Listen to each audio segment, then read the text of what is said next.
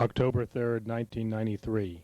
Russian President Boris Yeltsin sends tanks to attack Russia's elected legislature, the Congress of People's Deputies. Thousands of unarmed students, workers, and retirees who had assembled to defend their elected representatives are murdered in cold blood. Some are gunned down outside the House of Soviets or at the Ostankino TV tower, where they had marched to demand fair media coverage. Some are transported to the Krasnaya Presnaya sports stadium, where they are shot by right-wing death squads. Others are simply taken away, never to be seen again. What was their crime? They had resisted Yeltsin's plan to turn Russia's state-owned industries, legally the collective property of the working class, over to private interests and Western corporate monopolies. They had opposed the demands of Wall Street bankers and the International Monetary Fund that the Russian government raise prices, shut down factories, and throw millions of workers out of jobs. Many young people are among the dead.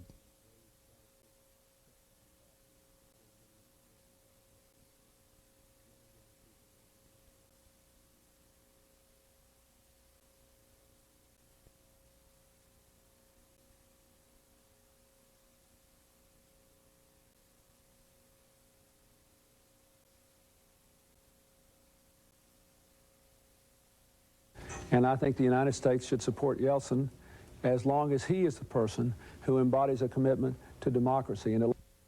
Washington and Wall Street were with Yeltsin all the way. Secretary of State Warren Christopher rushed to Moscow to shake Yeltsin's hand. The U.S. government and the Yeltsin regime both lied about the full extent of the massacre. The corporate-owned U.S. news media called the tens of thousands who had rallied in Moscow to defend Parliament, the Constitution, and the Soviet system of government thugs and hooligans. But in reality they were ordinary working people, fighting to keep what was theirs.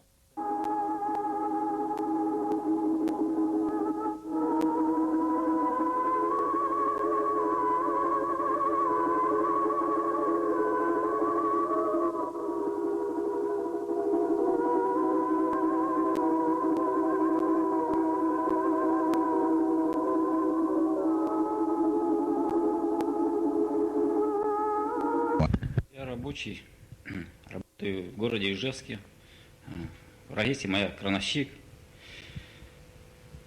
Приехал я в Москву 3 октября, значит, зная, что там блокада Дома Советов происходит.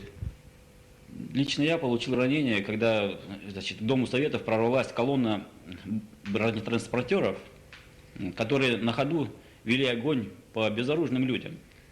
Когда меня ранило, мне сразу же пулей перебила кость правой руки. Когда меня ранило, значит, я еще в течение нескольких минут наблюдал вот эту картину расстрела, значит, безоружных людей, лежачих, которые никакого сопротивления не оказывали.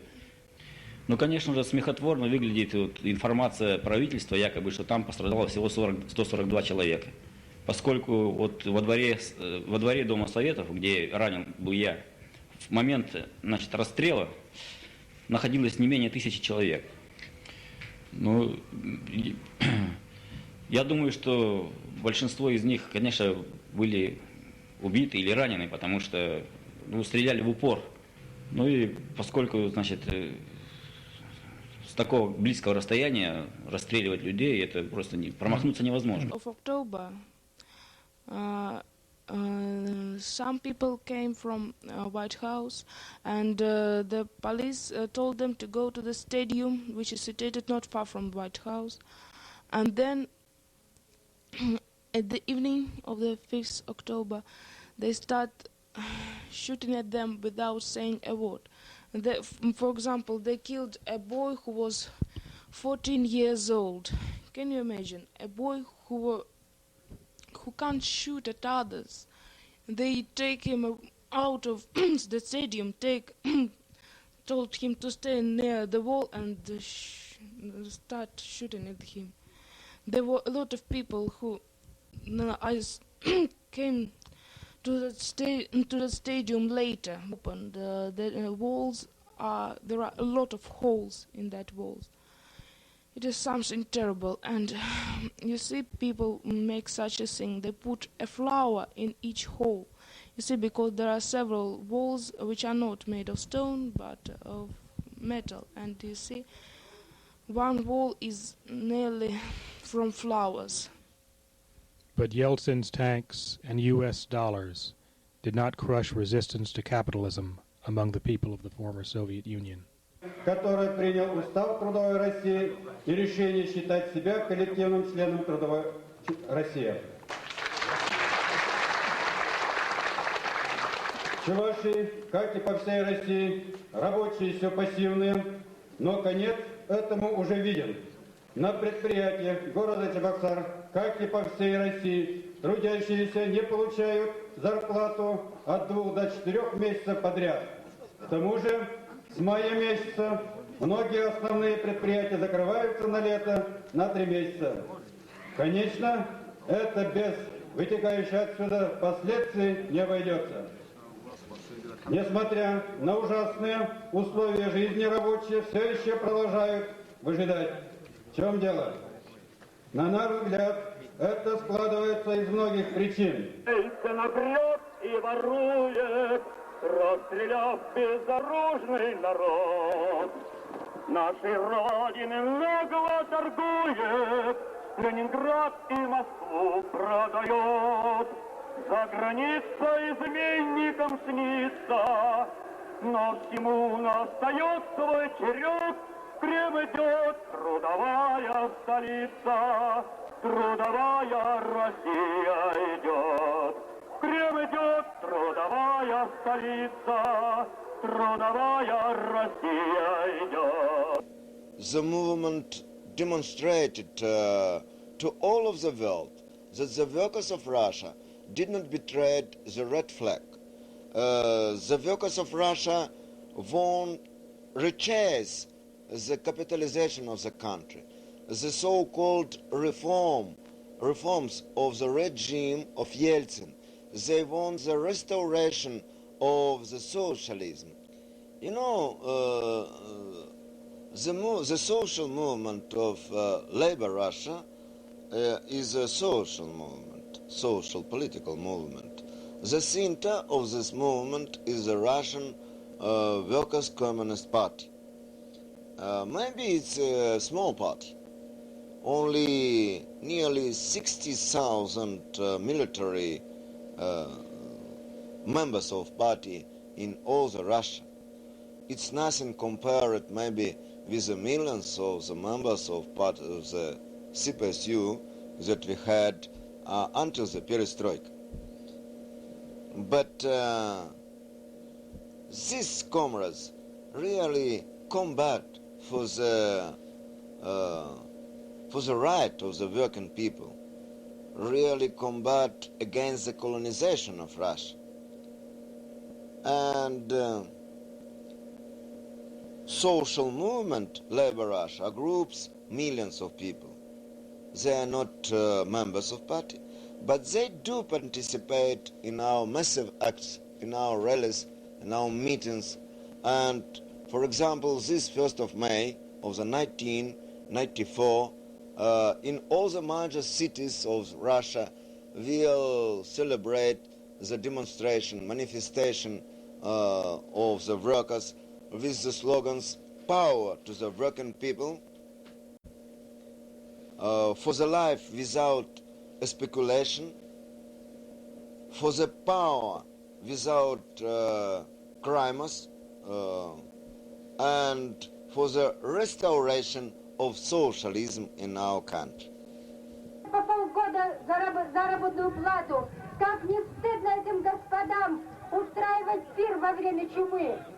Но им не стыдно, товарищи, потому что они ограбили народ, потому что они будут плясать на гробах тех, кого расстрелял режим в октябре 1917 года. И я хочу сказать, что бы они ни сделали, 1 мая всегда будет днем нашей солидарности. И поэтому в этот день и всегда да здравствует наш советский народ, да здравствует наш великий союз советских социалистических республик, который вместе с вами мы восстановим. Знаю, как советская Россия!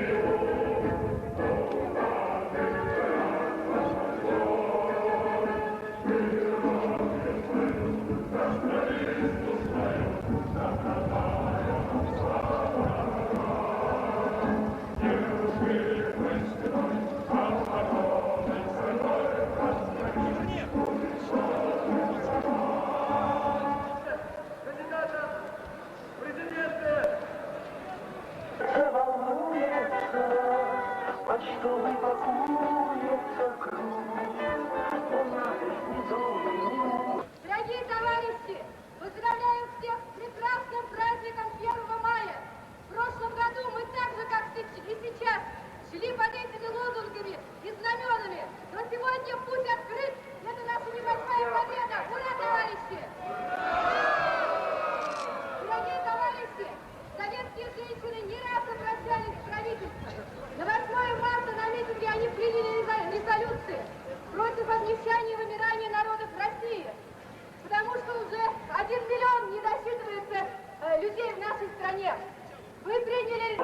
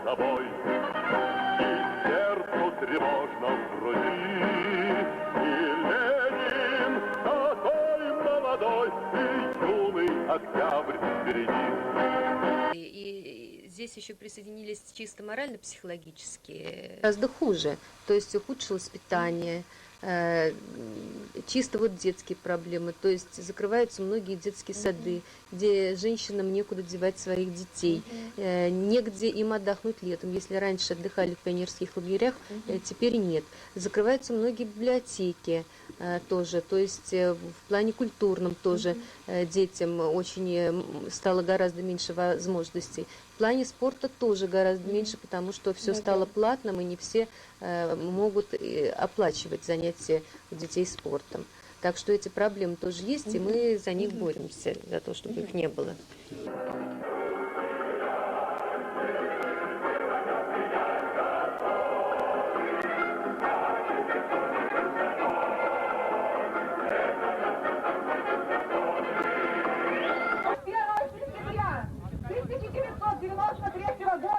Ни Ельцин, ни правительство, и все власти, которые сегодня называют властью, они вне закона.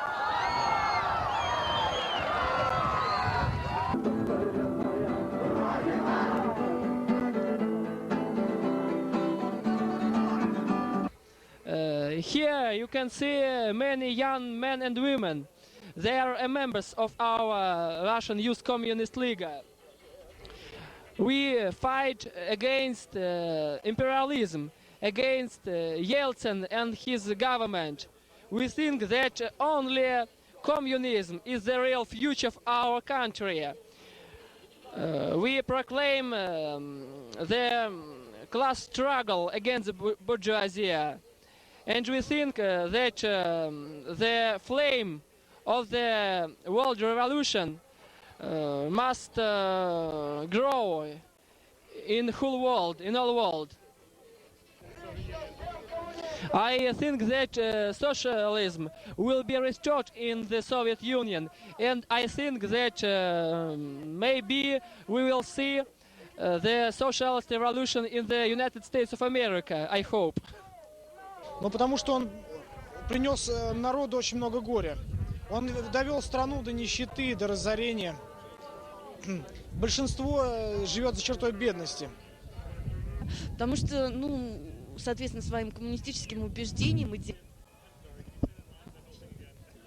неправда. У нас, наверное, как и во всякой стране, молодежь, она имеет разные убеждения. Поэтому у нас есть молодежь, которая придерживается демократических взглядов, за демократию, за капитализм. А есть у нас и коммунисты, и комсомольцы, и, разумеется, сторонники каких-то других политических организаций, движений.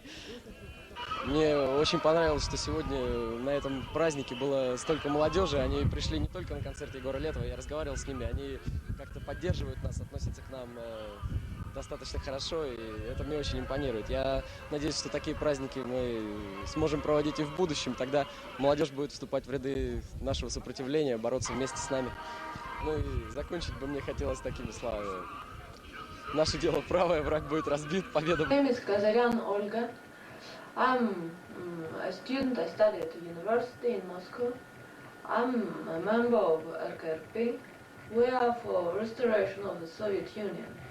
I'm fighting for this. I'm Armenian, and now, as you know, there is a war in Karabakh between Armenians and Azerbaijan people. Well,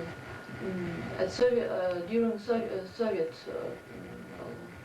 times, we had never this nationalist conflicts, and now we have a war there, and well, it's not because of the peoples of our countries, of our republics, are enemies, because we lived together for 70 years, and well, we were doing well.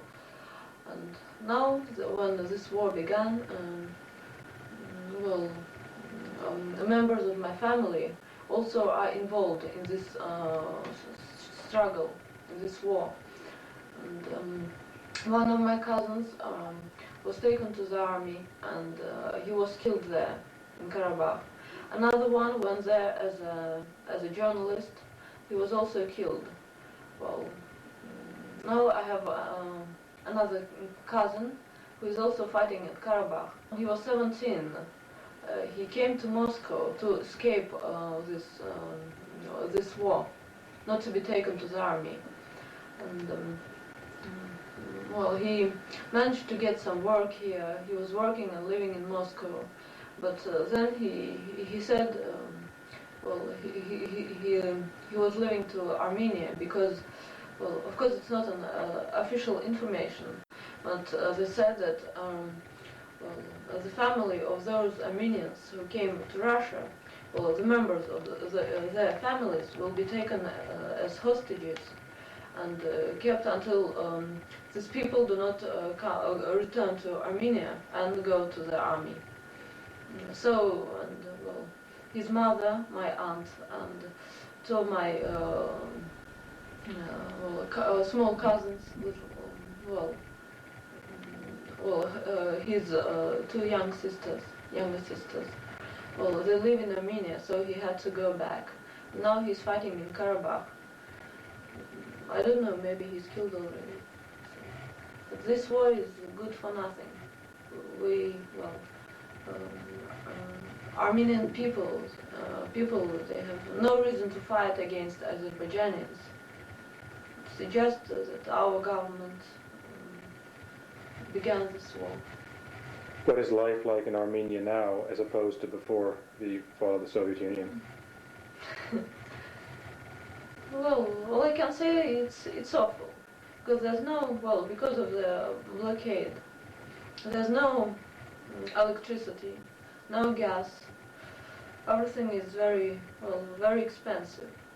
Well, and the winters are cold there, and well, there's no electricity, nothing, and well, they give only maybe for 2 hours they give gas.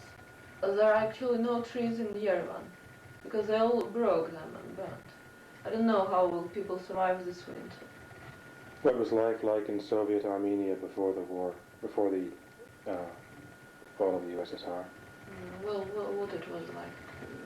It was very good, I can say. Even better than in Russia at that time, because, well, you know, the Caucasus, good nature, good weather, vegetables, fruit, a lot of tourists usually. I don't know. So it was good. Well, like in the old Soviet Union. You see, because I don't like Yeltsin's regime, first of all, then I like Soviet Union, and for me, I was happy in Soviet Union, and now I'm not happy. You see, when there was Soviet Union, everybody can study in universities and institutes, and now to pass through exams it is very hard, and sometimes happens such way. Yes, you can become a student of our college, but the problem is pay, for example, $5,000 for 5 years, and for us, many it is nearly 7 or 8 millions on rubles, and for most people it is impossible to pay such sum.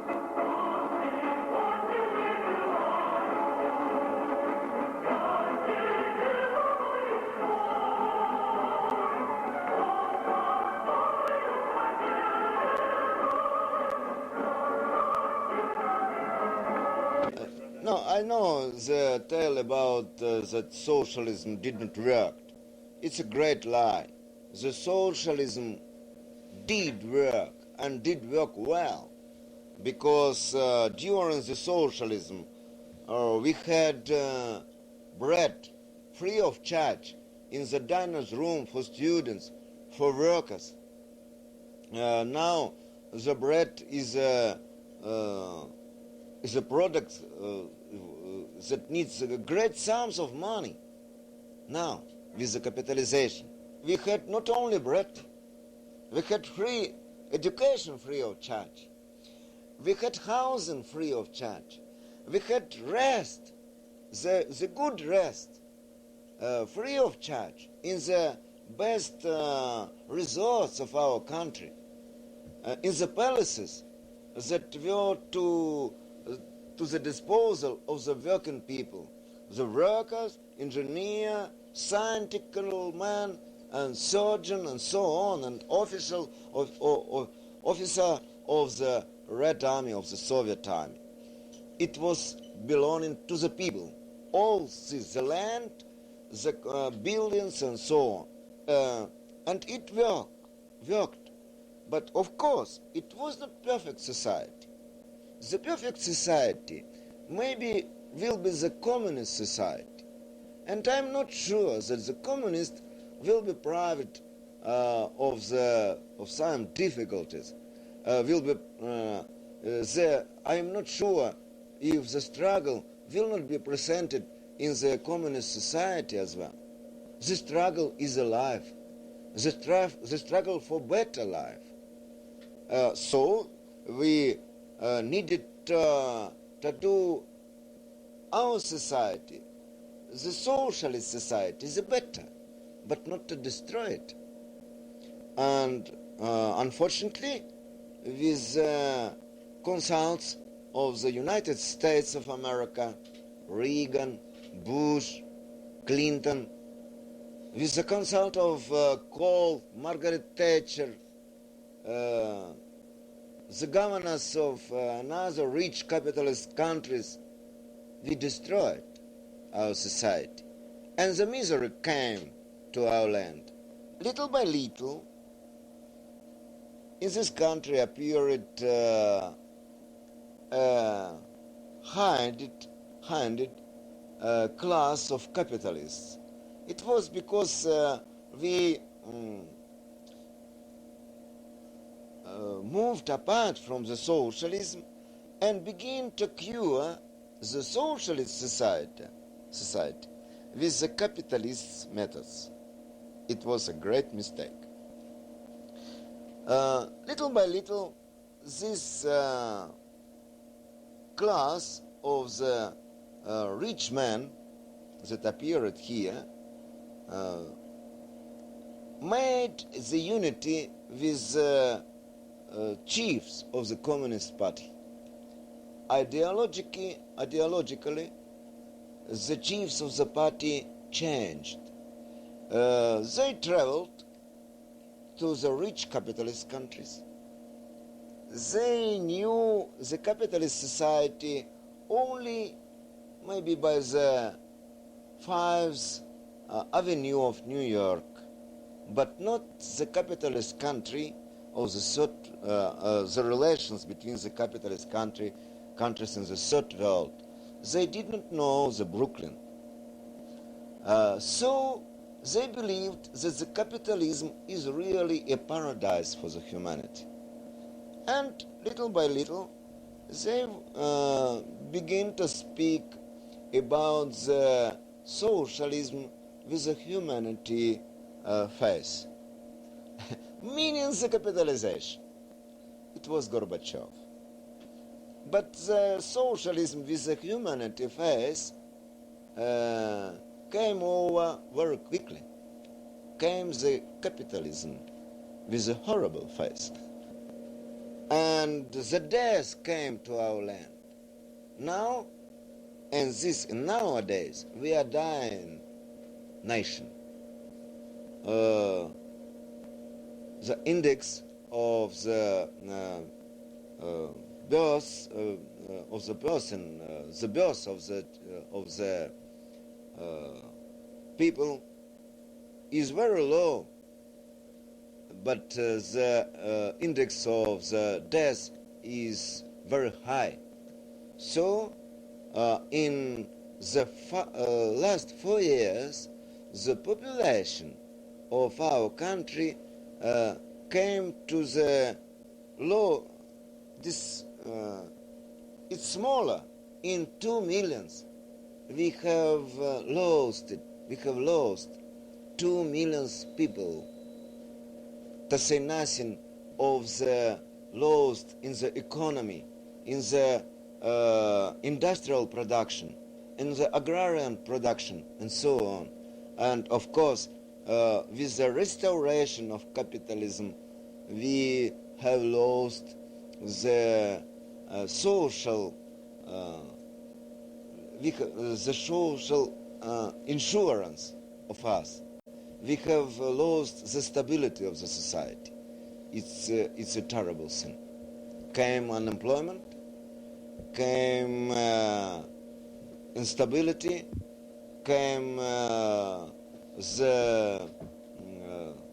narcotraffics of the youth and prostitution, and all the values of the capitalist societies came here. But the privatization is the cause of the wars. It's the cause of the death here now. It's the cause of unemployment, of all the evils that came to Russia. It begins with the privatization. So, for the workers' movement in Russia, I speak always about 2 main goals: restoration of the workers' powers and the returning of the property to the people. That's all.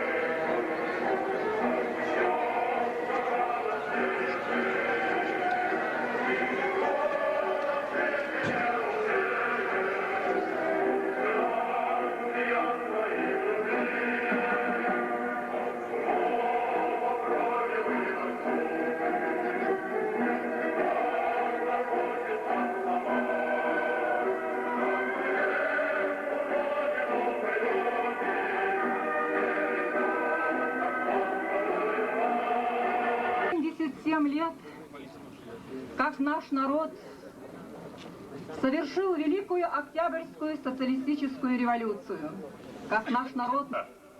Сейчас, в эти минуты, на исторической Дворцовой площади наши товарищи также проводят митинг и всем передают огромный привет.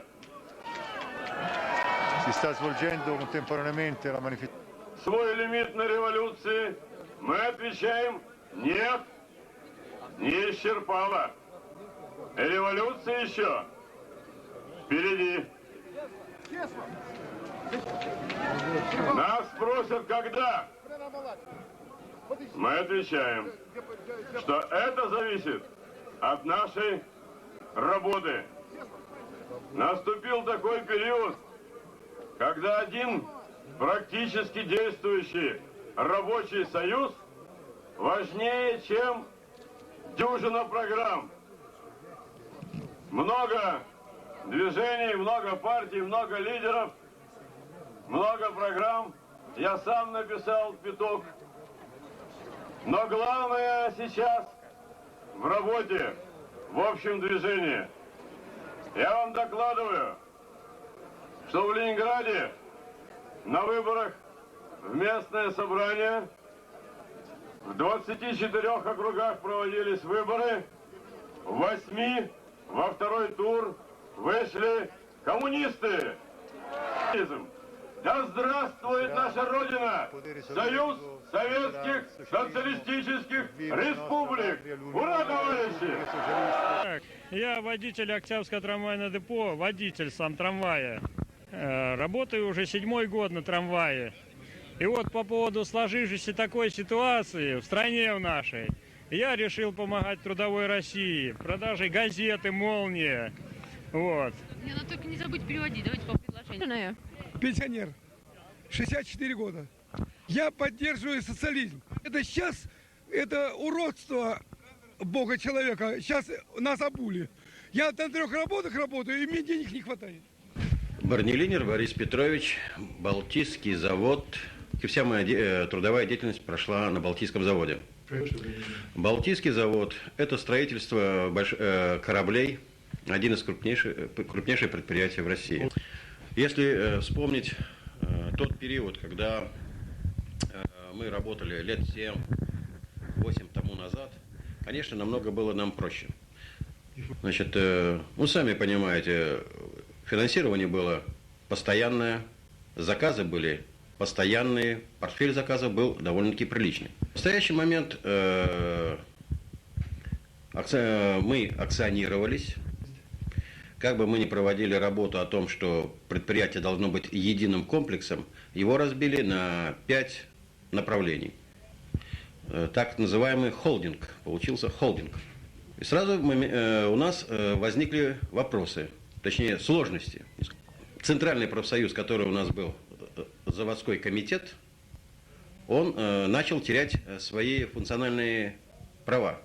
На тех направлениях, которые вот у нас сложились, сами знаете, что невыгодно иметь сильный, активный рабочий класс. Поэтому сейчас, с учетом вот этого разделения, значит, профсоюз, так сказать, мельчится.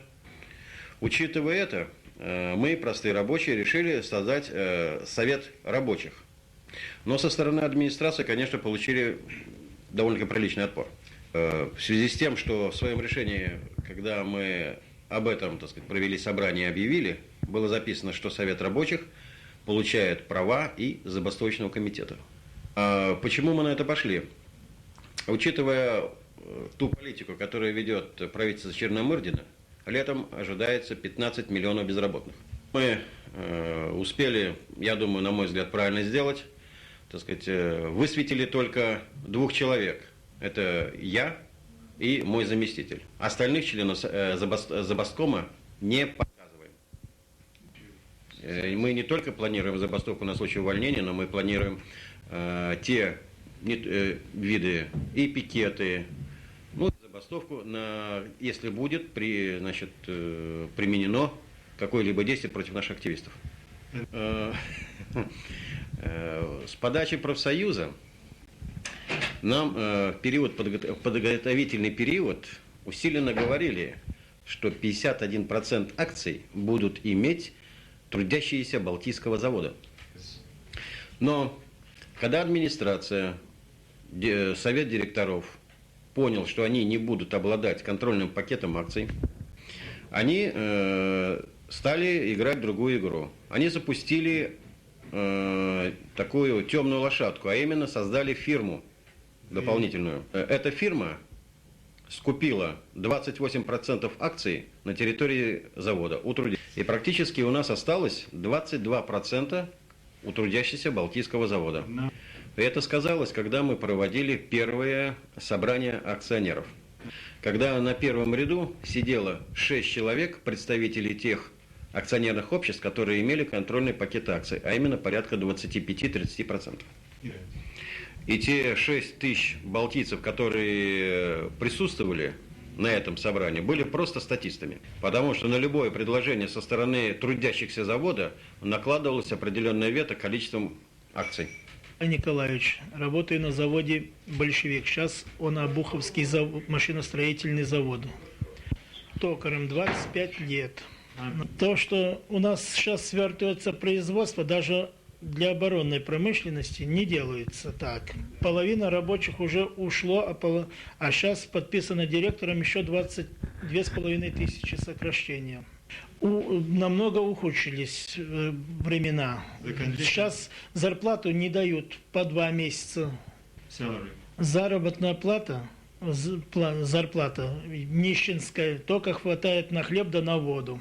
Здесь я еще хочу добавить по этому поводу. Помимо заработной платы, тут интересный момент получается. Так как профсоюз начал отходить от защиты, то сейчас можно работать сколько угодно, никаких ограничений. И получается так. Так как люди стали уставать, и участились случаи, травматизма. Когда сейчас в Америке идут на бесплатное медицинское обслуживание, у нас платное, сейчас недоступно. Выезжают. Прошлым летом детишек нельзя было вывести в пионерские лагеря. А в этом году вообще нисколько не все будут закрыты пионерские лагеря, и будут дети болтаться в городе. Раньше я был не коммунист, а вот 2 года тому назад вступил в рабочую коммунистическую партию России. Все это побудило женщин объединиться, создать Конгресс советских женщин. На Конгрессе присутствовали женщины не только со всех районов, регионов России, но и женщины из наших республик. Мы не считаем СССР бывшим, мы считаем, что все равно эта страна еще де-факто существует, хотя де-юр не существует, но де-факто она есть. И у нас были женщины из Украины, из Грузии и из других республик нашей страны. Основные задачи, которые ставят перед собой Конгресс женщин, которые подтвердили все делегаты, которые там были, это возрождение нашей страны, Советского Союза, и, конечно, на добровольных началах, и следование, то есть возрождение социализма. Мы проводили марши пустых кастрюль в Москве и в Ростове. Проводили митинги на 8 марта. Во многих городах 8 марта 1994 года тоже прошли митинги женщин, в которых они протестовали против тех условий жизни, в которых они оказались помимо их воли. In the Soviet time, we had such an opportunity for women to take a leave, a paid leave from work for 2 months before the childbirth, and it was the complete pay. 2 months before the childbirth and 2 months after the childbirth, and then after that, for a year, woman could sit at home, having some payment. She had every month. She had some payment. She had some pay during the first year of her child, and then the second and the third year she could stay at home without any payment. But after these 3 years, she could return to her place of work and nobody could fire her. Now, of course, women can have this leave for 3 years, but nobody can say for sure that she will be admitted to her work, because usually she is not admitted to her working place now. На сегодняшний день мы смотрим по условиям, как развиваются события. Сейчас одно из важных направлений, которое мы определяем, это участие в выборных органах. Мы постараемся принять участие в выборах. И работа в профсоюзах, потому что нынешние профсоюзы, они не защищают интересы работающих, и в частности женские интересы. Поэтому, возможно, мы создадим свои женские профсоюзы, куда будут включены предприятия, где в основном женский труд. Это текстильная промышленность, и некоторые другие. Там сейчас школы, медицинские учреждения, где в основном подавляющее большинство женщин. Все 70 лет к власти рвались бывшие монархисты, господа, те, которые в свое время потеряли власть. Они всячески оскверняли ее, внедрившись в партию, и оттуда вели борьбу классовую. Они не простили рабочему классу ихнего изъятия ихнего капитала. Сегодня движение приобрело такие масштабы, остановить их невозможно. Девальвация рубля и рост цены доллара – это бандитизм. Донорская кровь рубля, вливание в доллар – это и есть выживание капиталиста. You know, the political situation in Russia now is very simple. I think that Yeltsin regime is on power only thanks to the foreign aid, to the aid from the International Monetary Fund, from the World Bank, from the government of Clinton, of Kohl, and so on. And Yeltsin is on power only thanks to the bayonets of his own army.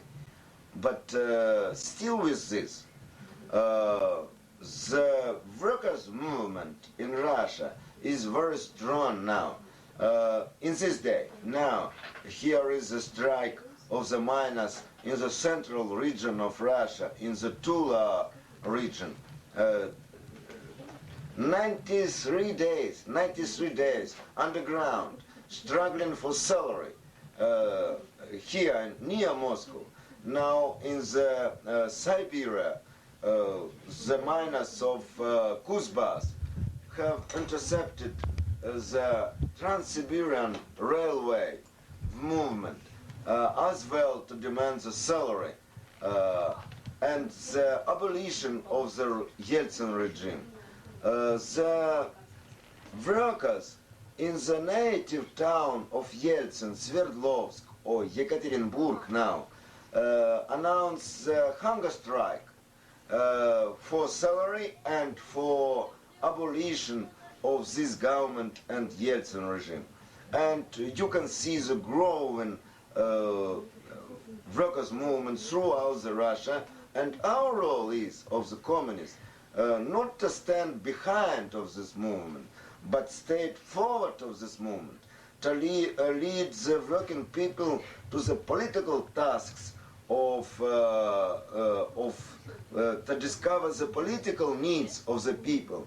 And the political needs now responds to the struggle between capitalism and socialism. So the task, I think, for all the international communist movement now is to recover the real sense of the communist movement, the real sense of the ideals, of our ideals, that is the power to the working people and property to the people as well.